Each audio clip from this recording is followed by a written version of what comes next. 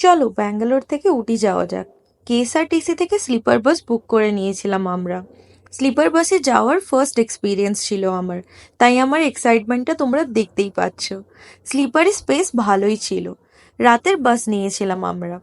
1:30 নাগাদ বাস মাইসোর পৌঁছায়, ওখানে চা খেয়ে আবার বাসে উঠে পড়ি। খুবই শর্ট ব্রেক ছিল এখানে। তারপর বাস থেকেই মাইসোর প্যালেস দেখে ঘুমিয়ে পড়ি। তারপর সকালে উঠে পর্দা সরিয়ে কুয়াশা ভরা কাঁচ পরিষ্কার করে বাইরে দেখতে পেলাম যে আমরা বন্দিপুর ফরেস্টে ঢুকে পড়েছি। আমরা খুবই এক্সাইটেড ছিলাম অ্যানিম্যাল স্পট করার জন্য। তো প্রথমেই আমরা একটা ময়ূর দেখতে পেয়েছিলাম, তারপর হাতি স্পট করেছিলাম।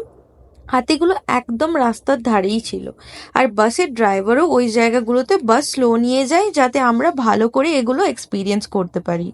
তারপর অনেক জায়গাতে আমরা বাইসন আর হরিণের দল দেখেছিলাম। তারপর বাসেই একটু ব্রেকফাস্ট করে নামলাম লাস্ট স্টপে। ওখানে চা খেয়ে মাত্র আর 1 ঘন্টার পর পৌঁছালাম উটিতে। উটি নেমে অটো বুক করে চললাম হোটেলের পথে।